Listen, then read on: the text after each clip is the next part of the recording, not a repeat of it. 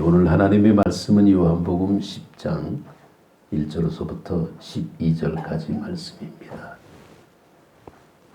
요한복음 10장 1절부터 12절까지. 자, 우리 한 목소리로 같이 읽도록 합니다. 그러므로 예수께서 다시 이르시되 내가 진실로 진실로 너희에게 말하노니 나는 양의 문이라. 나보다 먼저 온 자는 다 절도요 강도니 양들이 듣지 아니하였느니라. 내가 문이니 누구든지 나로 말미암아 들어가면 구원을 받고 또는 들어가며 나오며 꼴을 얻으리라. 도둑이 오는 것은 도둑질하고 죽이고 멸망시키려는 것뿐이요 내가 온 것은 양으로 생명을 얻게 하고 다 풍성히 얻게 하려는 것이라. 나는 선한 목자라. 선한 목자는 양들을 위하여 목숨을 버리거니와 삭구는 목자가 아니요 양도 제 양이 아니라. 이리가 오는 것을 보면 양을 버리고 달아나나니 이리가 양을 물어가고 또 해치느니라. 아멘. 네, 할렐루야. 네, 반갑습니다. 네, 오늘은 부활절입니다. 누구나 다 아는 부활절이죠. 옛날에 동방교회에서는 부활절 아침이 되면 성도들이 그렇게 인사를 했답니다. 주님 다시 살아나셨습니다. 그러면 상대방이 진실로 다시 살아나셨습니다. 동방교회가 어느 쪽에 있냐면 우크라이나에 있는 교회들입니다. 그 동방교회가 그렇게 믿음이 깊었습니다. 주님의 부활을 그냥 지나가는 것이 아니라 주님 다시 살아나셨습니다. 그리고 인사를 하는 거예요. 그러면 상대방이 진실로 다시 살아나셨습니다. 과연 그들이 받겠습니까? 예수님 부활을 절대로 보지 못했겠죠. 그런데 인사를 그렇게 했다라는 거예요. 자, 오늘날 우리가 크리스마스 그러면 뭐가 생각이 납니까? 크리스마스 그러면 예수님이 생각이 나야 되는데 선물만 생각나요. 늘 크리스마스 그러면 선물만 주고받고 연말연시 이게 같이 있다 보니까 정말 중요한 핵심이 사라지게 되죠. 자, 부활절 그러면 뭐가 생각이 납니까? 여러분들은 부활절 그러면 오늘 부활절입니다. 뭐가 생각나요? 네, 안녕히 가십시오. 다 계란만 생각해. 사실 여기 계란을 내가 놓지 말라 그랬어요. 왜냐하면 계란만 보고 있어. 예배에 굉장히 방해되는 겁니다. 사실은. 우리는 부활 그러면 영생을 생각해야 돼요. 근데 우리는 늘 눈에 보는 것만 찾아가. 그래서 저는 강대상 쪽을 화려하게 안 하려고 그래요. 화려하게 하면 십자가가 가려져. 진짜 중심의 핵심은 예수 그리스도. 그분을 만나러 우리가 교회에 오는데 늘 우리는 오늘은 뭐가 어떻게 됐나 그런 것만 보고 다니잖아요. 시각적인 어떤 모습이 잘못된 건 아닌데 본질이 바뀌어버리고 있어요. 예전에 그 검사회전이라는 영화가 있는데 저는 이제 텔레비전에서 이제 그걸 봤습니다. 어느 재소자가 계란을 한 바구니 들고 다니면서 계란을 막 나눠줘. 오늘 부활절입니다. 그게 부활절이에요. 도대체 계란 먹는 건 뭐? 예수님 부활하고 계란하고 무슨 상관이 있어요? 아무 상관없습니다. 그런데 우리는 그걸 즐기고 있어요. 정말 영생에 대한 예수님의 고난에 대한 그 모습은 그냥 이렇게 저 멀리 그냥 이론적인 얘기고 우리만 즐거우면 돼. 그냥 기뻐하고 즐거워하고 이것만 찾아가고 있습니다. 편한 것만 찾아가는 거예요. 사람들도 자기가 좋아하는 것만 찾아가고 있습니다. 부활이라는 것은 그냥 일반적인 역사적인 사건이 아닙니다. 2000년 전에 예수님께서 이 땅에 오셔서 십자가에 죽으셨다가 부활하셨다. 2000년 전. 역사입니까? 그건 역사를 뛰어넘는 사건이라는 겁니다. 왜냐하면 당시 부활을 경험했던 제자들의 모습이 완전히 180도 달라진 모습으로 나타났기 때문입니다. 정말 예수님께서 십자가에 달려 돌아가실 그때쯤만 해도 제자들은 다 산산이 흩어져 도망치던 때입니다. 목숨만 나 살려라 그러고 다 도망가는 거예요. 왜? 믿고 따르던 예수님이 십자가에 달렸어요. 그러면 끝난 거 아닙니까? 아, 이제 다 망했다. 그냥 예수님 믿는다 그러면 혹시나도 감옥에 갈까봐 다 도망가는 겁니다. 그러던 그들이 너무 정말 얼마나 숨었는지 창문 없는 곳에서도 숨었습니다. 예수님께서 부활하신 후에 나타나실 때에 문으로 들어왔다라는 성경 말씀이 없어요. 그냥 나타나셨지. 얼마나 꼭꼭 숨었으면 창문도 없었을까라는 거예요. 사실 마가의 다락방이라 그러죠.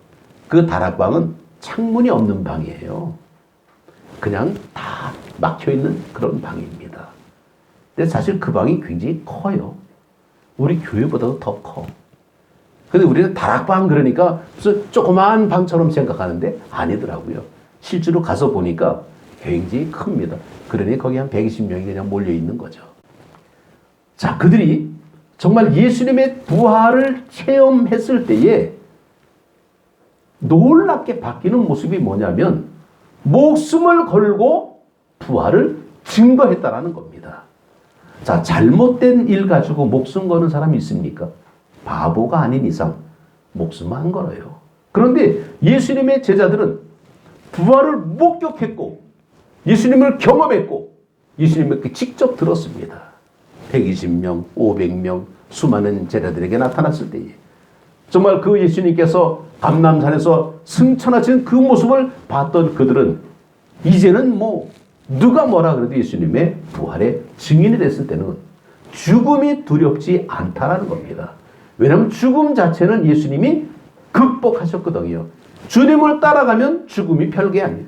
부활할 수 있다라는 그런 믿음이 있었기 때문에 그들은 굉장히 담대해졌다라는 겁니다. 이스라엘 백성들이 애굽에서 가나안으로 인도하실 때에 하나님께서 은혜를 베풀어 주셨습니다. 그런데 그 은혜를 베푼 그 모습을 기억하라라는 거예요. 그럼 어떻게 기억을 합니까? 그래서 절기를 지키라라고 말씀하신 겁니다. 유월절이 나오게 되고 장막절이 나오게 되고 이게 예수님, 그러니까 하나님께서 이스라엘 백성을 구원한 그 사건의 모습을 기억하면서 지키는 절기가 바로 오늘 우리가 드리는 부활절기입니다. 그럼 우리는 예수님의 부활을 우리는 기억하면서 우리 함께 기뻐해야 됩니다. 그냥 단순히 예수님이 죽으셨다 살아났대. 이게 무슨 우리 인간으로서는 도무지 있을 수 없는 사건이 부활의 사건입니다. 그래서 기독교의 출발은 바로 부활절이었고 성탄절이 아니에요. 기독교의 시작은 부활절입니다. 기독교의 가장 최고의 축제는 부활절이에요. 이 부활절이 왜 주일이냐? 주님이 부활하신 날이기 때문에 주일이 되는 겁니다. 이전에는 안식일이라 그랬어요. 근데 사실 유대인의 안식일은 금요일 저녁부터 토요일 저녁까지. 그래서 예수님께서 부활은 언제 하시냐? 안식 후 첫날. 바로 오늘이죠. 그래서 우리는 이날을 주일이라고 말씀하고 있습니다. 이게 복음의 핵심이라는 겁니다. 계란을 먹으면 노른자가 핵심인 것처럼 우리는 부활절을 지키면서 예수님을 기억해야 되는데 뭘 기억합니까? 우리는 예수님의 목적, 왜 예수님이 이 땅에 오셨는가를 찾아보는 겁니다. 예수님께서는 우리 부활을 우리에게 말씀하실 때에 그저 단순히 행복을 추구한 것만은 아니었습니다. 우리가 행복을 추구한다 그러면 과연 행복이 영원할까? 먹는 걸 추구하는 사람들이 있죠. 식도락. 아주 그냥 맛집은 찾아다니면서 맛있는 것만 근데 찾아다니다가 세월 다 지나갑니다. 근데 평생을 못 먹어요. 예전에 제가 학교에서 그런 얘기를 들었는데, 중국이라는 나라가 얼마나 넓은지 거기는 사람들의 소원이 있답니다. 그게 바로 뭐냐면 각 동네, 각 지역의 음식을 다 못 먹고 죽는데 너무 넓어서. 또 그 중국이라는 나라는 그냥 이렇게 이 언어가 굉장히 많죠. 소수민족들이 많이 있다 보니까. 그래서 중국이라는 나라의 말을 다 못 배우고 죽는데 너무 많아서. 뭐 이런 얘기를 제가 들은 적이 있는데 정말 우리는 예수님의 말씀을 들으면 육체의 끝이 생명이라 영원한 생명이 있다라는 것을 우리에게 말씀하고 있는 것을 보게 됩니다. 육체의 끝, 바로 이 생명의 연장, 이것을 영원한 생명, 영생이라고 말씀하는데 창세기에서 나타나는 에덴 동산은요, 사실은 영원한 장소입니다. 왜 영원한 장소냐면 하나님이 창조하셨어요. 거기는 죽음이 없는 곳입니다. 그러니까 생명나무가 있잖아요. 죽음이 없는 곳이에요. 그런데 우리는 어떻게 됩니까? 우리가 사는 세상은 에덴이 아니에요. 에덴에서 쫓겨난 곳입니다. 우리는. 쫓겨나면서 우리는 죽음이 찾아오게 됐죠. 우리는 늙어서 죽을 수도 있고 병들어 죽을 수도 있고 사고 나서 죽을 수도 있고 우리는 죽음이라는 것을 피해갈 수가 없다라는 사실을 우리는 보게 됩니다. 그래서 우리는 이 죽음과 생명, 정말 이 영원한 그 나라의 어떤 그런 모습을 우리가 어떻게 이해합니까? 예수님께서 말씀해 주셨기 때문에 우리가 알게 되는 거예요. 예수님께서 이 땅에 처음 오셔가지고 하신 말씀이 회개하라, 천국이 가까이 왔느니라. 하나님의 나라를 말씀하고 있습니다. 그래서 예수님께서는 제자들에게 하나님의 나라를 가르쳤고 예수님께서 내가 하나님 나라로 가는 길이다라고 말씀했습니다. 내가 곧 길이요 진리요 생명이다. 예수님의 말씀은 그냥 삶 자체가 우리에게 하나님의 나라 천국에 대해서 말씀하셨고 예수님이 내가 길이요 진리요 생명, 나로 말미암지 않고는 아버지께로 갈 자가 없다. 그런데 이 사실을 우리가 어떻게 합니까? 우리는 이 사실을 믿음으로 알 수밖에 없죠. 그런데 그 믿음의 모습은 바로 뭐냐? 요한복음 3장 16절에 보게 되면 하나님이 세상을 이처럼 사랑하사 독생자를 주셨으니 이는 저를 믿는 자마다 구원을 얻는다는 거죠. 정말 믿는 자에게 믿음만 가지면 우리는 영원한 생명을 갖게 되는데 이 믿음이 우리는 부족하다는 겁니다. 예수님께서 가르쳐 주신 그 가르침과 그 약속이 확실하다는 증거를 보여주는 게 부활이었어요. 우리가 금반지를 사도 보증서가 이렇게 포함된 것을 살 수가 있죠. 또 물건을 사게 되면 영수증을 받게 됩니다. 이게 바로 증거예요. 증거가 없으면 이게 좀 헷갈릴 때가 있습니다. 요즘 세상은요, 증거주의가 돼갖고 증거가 없으면 근거가 없어진대. 남한테 돈을 빌려줬어. 그러면 돈 빌려줬다라는 그런 영수증이 있어야 되는 거예요. 뭐 하다못해 뭐 현금 차용증이라도 받아놔야 됩니다. 아니면 내가 언제? 그러면 끝나. 못 받아. 도대체 증거가 없어요. 말로 하는 거는 증거가 안 된다는 거예요. 이제는 뭔가 물증이 나와야 되는 겁니다. 그래서 예수님께서 우리에게 보여주셨어요. 그게 바로 부활입니다.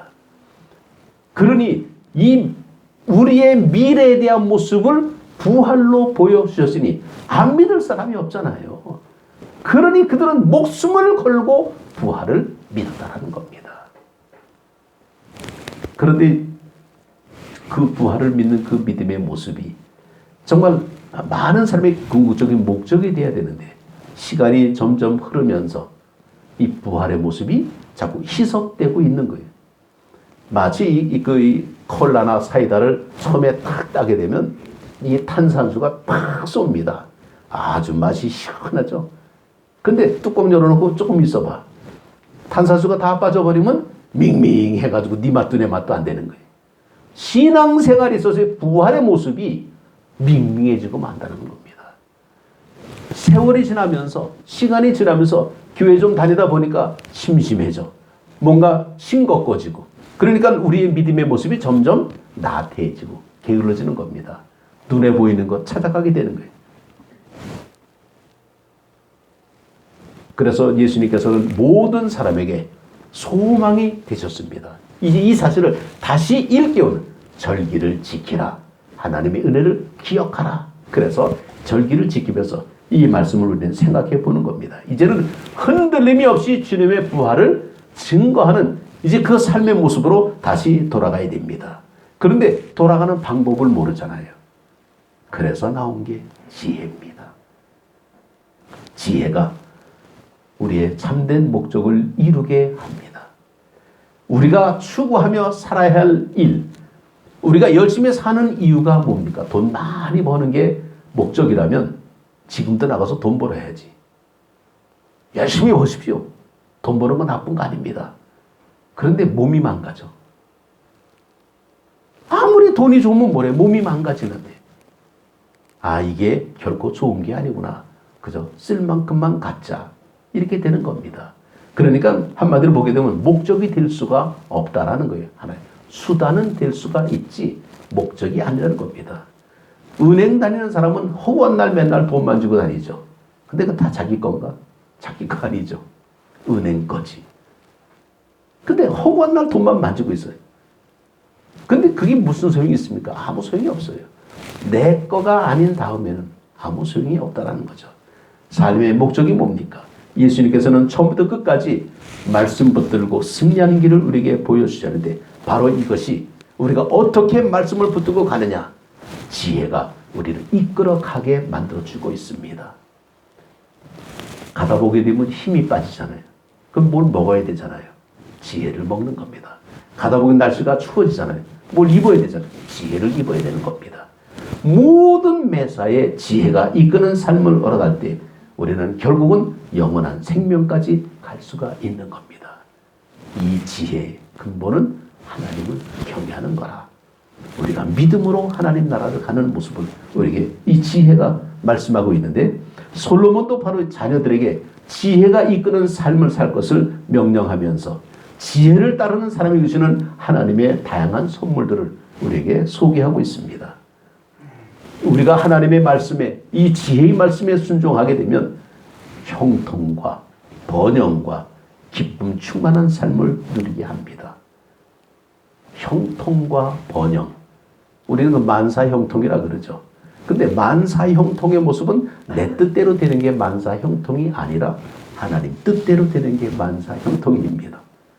내 뜻대로 될 것 같으면 못할 거 어디 있어요? 다 하죠. 근데 결국은 뭡니까? 강도가 될 수밖에 없어. 내 뜻대로 하게 되면. 왜? 남의 가진 것을 내가 뺏어야 되잖아요. 갖고 싶은데 어떻게 방법이 없지. 그러니까 강도가 되는 거예요. 이게 좋은 게 아니죠. 하나님 뜻대로 형통이 되는 것은 너도 갖고 나도 갖고 같이 갖자. 그러면서 살아가는 모습이 지혜의 모습이라는 겁니다. 그래서 솔로몬은 바로 지혜를 따르는 자에게 주어지는 하나님의 은혜 가운데 가장 중요한 것은 바로 영원한 생명이라는 것을 우리에게 알려주고 있습니다. 잠언서 4장 22절에도 정말 아들에게 훈계와 법대로 주면서 지혜가 생명이 되며 육체의 건강을 가져준다고 가르치고 있습니다. 지혜의 말씀을 열심히 지키며 살아야 한다라고 말씀하고 있습니다. 바로 지혜가 생명의 근원이라고 우리에게 말씀하는 것이 잠언서 4장 23절의 말씀입니다. 모든 것을 얻어도 생명을 잃으면 모든 것을 잃게 되는 것처럼 미련하고 어리석은 사람은 멸망의 길을 선택하고 스스로 사망의 길을 걸어가지만 지혜 있는 사람은 생명을 얻는 길을 선택하고 생명의 길로 나아갈 수 있습니다. 그래서 이 참된 지혜는 바로 부활하신 주님을 믿고 따르는 길입니다. 우리가 주님을 정말 이게 바르게 경외하는 그런 모습, 이것이 바로 지혜 중의 지혜인데, 바로 지혜 중의 지혜는 예수님을 믿고 따르는 겁니다. 예수님은 죽음을 이기는 부활을 통해서 자신이 하나님과 하나됨의 모습을 우리에게 알려주시고, 이 사실을 믿음으로 따르는 사람들에게 영원한 생명을 우리에게 보장해 주셨습니다. 바로 이것이 진짜 가치, 참 가치입니다. 기름 가운데도 참기름이 있잖아요. 근데 진짜 참기름이 있다는 것은 가짜 참기름도 있다라는 거예요. 이게 어느 게 진짜고 어느 게 가짜인지 헷갈릴 수가 있습니다. 그래서 우리는 여러 가지 모습을 우리가 찾아볼 때에 어느 게 진짜냐.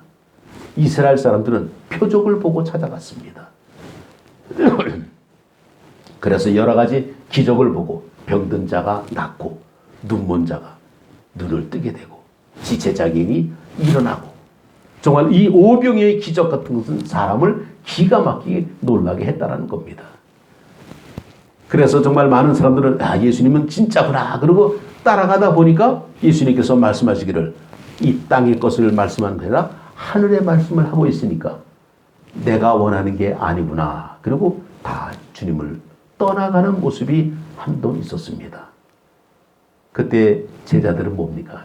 영생의 말씀이 주께 있으니 내가 어디로 갑니까? 저는 안 갑니다. 그리고 주님을 끝까지 따라가죠. 바로 믿음이라는 것은 뭐냐? 믿음은 영생의 말씀을 믿고 따르는 부활신앙이 바로 믿음입니다. 이 메시지, 예수님께서 가르쳐주신 말씀의 핵심은 영생이에요. 그래서 우리는 부활절의 모습은 우리는 붉은색의 칼라가 아니라 하얀색의 칼라입니다. 이 하얀색의 칼라는 바로 승리, 완성을 의미하고 있습니다. 그래서 오늘만큼은 하얀색이 모든 온 천지를 승리의 기쁨으로 나눠주게 되는데 그래서 이 부활절에 제일 많이 팔리는 꽃이 무슨 꽃이냐 했더니 백합꽃이래. 하얀 백합. 정말 이게 아주 향기도 굉장히 좋죠. 정말 이 색깔도 굉장히 예쁘기도 하고 정말 이 솔로몬은 이런 자녀들의 삶의 모습이 하나님이 책임지시고 형통케 되기는 그런 인생이 되기를 원했습니다. 그래서 마음의 계획보다 입의 소원을 책임져 주시고 무엇보다 하나님이 주시는 영원한 생명을 얻는 자들이 되기를 원했습니다. 그래서 솔로몬이 글을 남긴 것이 잠언이에요. 그래서 우리는 이 잠언의 말씀을 굉장히 읽고 묵상하는 이유가 바로 여기에서 지혜를 찾을 수가 있기 때문입니다. 이 신문 기자들이 기사를 쓸 때에 어느 한 사건을 이렇게 기사를 쓰면 무슨 일이 어디서 일어났다. 그냥 단순하게 기를 쓰는 게 아니라 그러죠. 정말 우리가 흔히 보는 대로 영어로 하게 되면 OW1H. 그래서 육하원칙이라 그럽니다. 언제, 어디서, 누가, 어떻게, 무엇을, 왜. 이런 방법으로 글을 쓴다 그럽니다. 그런데 이런 신문기자가 쓴 글을 거의 비슷하게 쓴 글이 요한복음 20장이에요. 사실 요한복음 20장에 보게 되면 예수님의 부활과 부활 이후에 일어난 일을 아주 기가 막히게 신문 기사처럼 이렇게 썼습니다. 자, 예수님은 언제 부활하셨냐? 1절에 보면 안식 후 첫날 이른 아침 아직 어두울 때에 또 어디서 일어났습니까? 그러니까 예루살렘 근처 예수님께서 묻혔던 무덤에서 일어났고 그 사건은 누가 목격했습니까? 했더니 막달라 마리아가 목격했고 베드로와 다른 한 제자가 보았습니다. 무엇을 보았습니까? 예수님이 묻혔던 무덤은 돌문은 열려져 있었고 무덤은 비어 있었고 몇몇 사람이 부활하신 예수님을 친히 목격했습니다. 어떻게 이런 일을 목격했습니까? 막달라 마리아가 예수님의 무덤에 향품을 넣기 위해 예수님의 무덤을 향해 갔을 때 처음으로 돌문이 열려져 있는 것을 보았고 이를 제자들에게 알림으로써 제자들도 가서 직접 확인했으며 더 나아가 막달라 마리아는 부활하신 예수님을 만나 뵀습니다. 정말 언제 어디서 누가 무엇을 어떻게 왜 이 모습으로 기록이 된 것이 요한복음 20장의 말씀이죠. 최후의 만찬이라는 성화를 그린 레오나르도 다빈치는 이런 말을 했습니다. 인생의 가장 최대의 적은 뭐냐? 용기의 상실이다. 이렇게 말을 합니다.